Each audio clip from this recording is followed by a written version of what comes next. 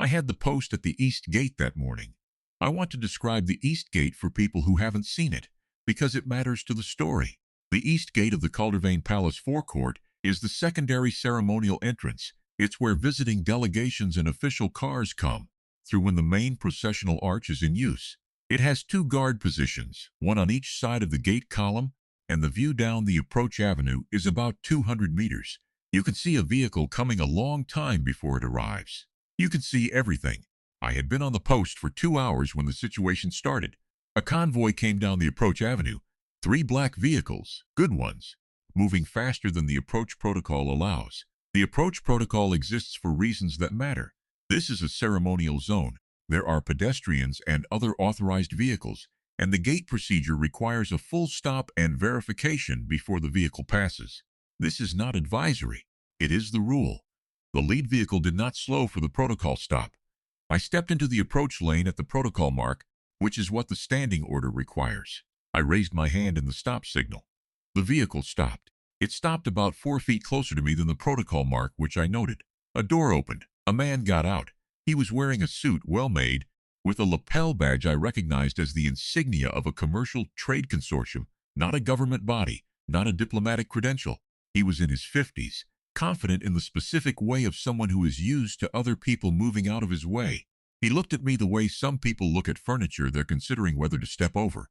He said, "What is this?" I said, in the formal address. "Sir, this is the protocol stop for the East Gate.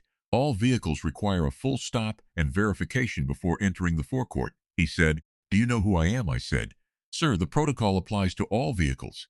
May I see your vehicle authorization and visitor credentials?" He said, "I have a meeting in 12 minutes. I am not waiting for you to do a document check." I said, "Sir, verification takes approximately 90 seconds.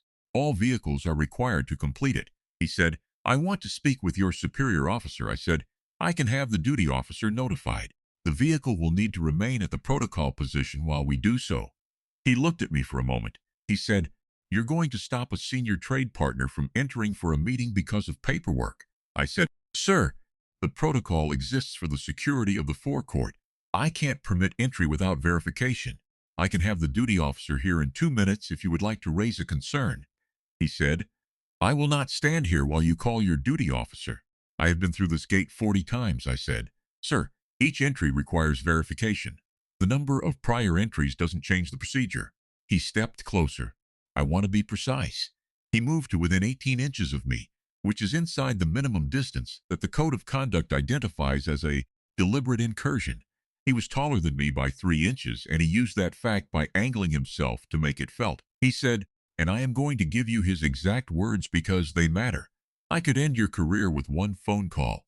I said nothing to that. The standing order on threats of this kind is that you do not engage the substance of the threat.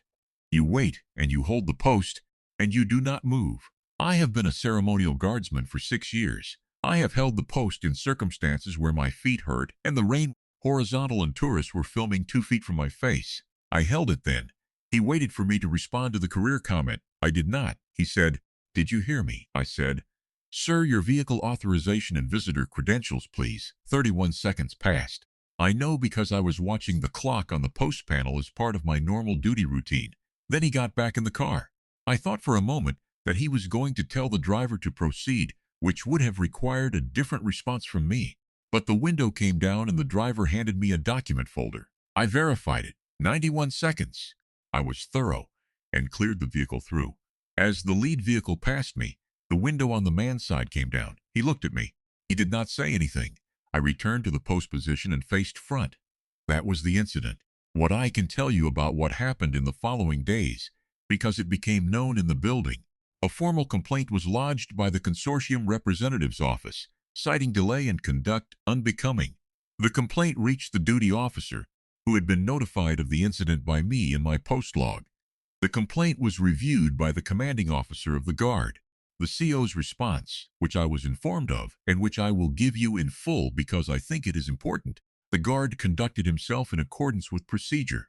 The 91-second verification was within normal parameters. The protocol stop is mandatory for all vehicles without exception.